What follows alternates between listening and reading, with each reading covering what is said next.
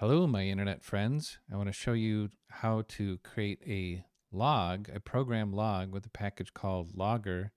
Very simple to use compared to other logging packages in R.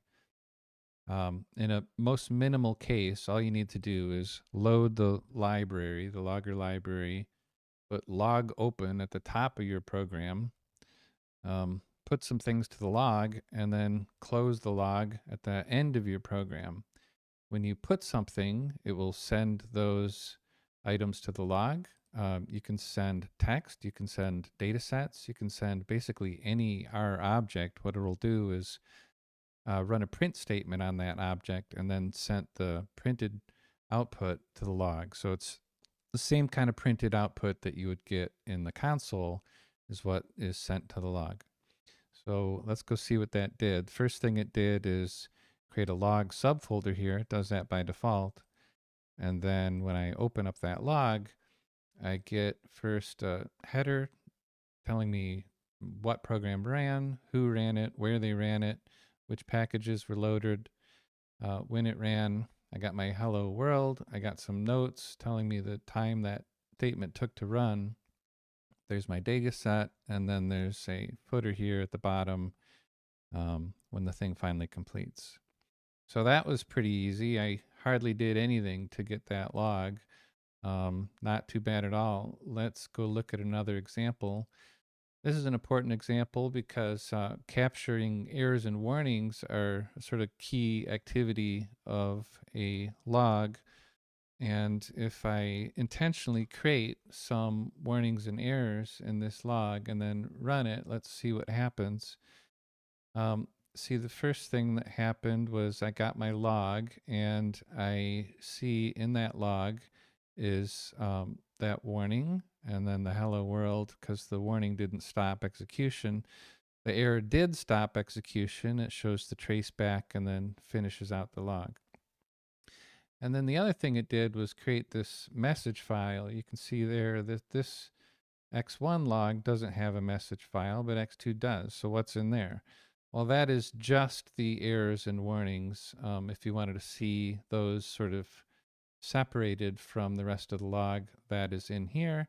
And the most important thing about this is that when the messages file is created, you can see it visibly from the file system. So you don't actually have to go into this log to see whether or not there were any errors and warnings. You can see that there were right here from the file system. And if I were to fix these errors and warnings by commenting them out and rerun, then my message file goes away, and that means that the program ran clean.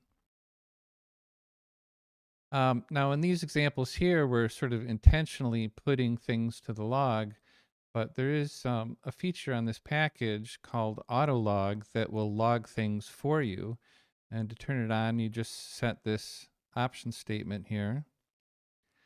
And then you have your log open and log close, just like before. But what this will do is log automatically any sort of dplyr or tidyr statement plus any functions from the r-sassy system, which this Logr package is part of.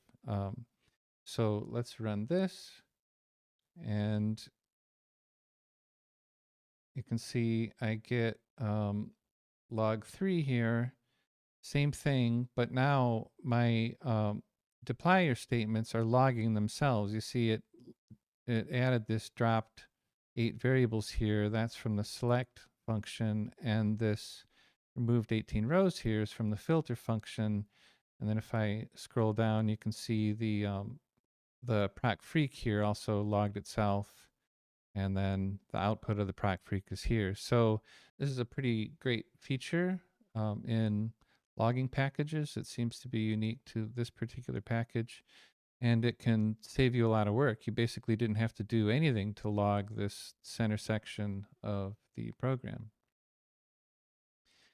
But you can do more. There's some more functions in this package that'll help you. One of the ones I really like is this sep function that allows you to create sort of a separator block in the log. So here I got 2 separators. Here's a sort of prepare data section and a perform analysis section, and I have some code after each one of those. So let's run this and see what happens. So this time I got the same log I did last time, but I have this prepared data block starting out before those dplyr statements run. And then when I go down here, I have a perform analysis section with the functions logging in that section. So you can see it sort of breaks up the log and makes it much easier to read and sort of find things in the log when you're looking for them. So that's really cool. And there's just one more feature I want to show you, and that's these notes. If you feel like these are really cramping your style and messing up your log unnecessarily, you can turn them off with this logger notes equals false. And then the whole rest of the program is the same. Let's just look at this log, example 5, and then now the notes are gone, and this log is a lot easier. To me, it's a lot easier to read, and this is the way I typically run it, is without the notes. There's an exactly analogous option in SAS that gets rid of the notes. And so that is the Logr package. Have fun with it.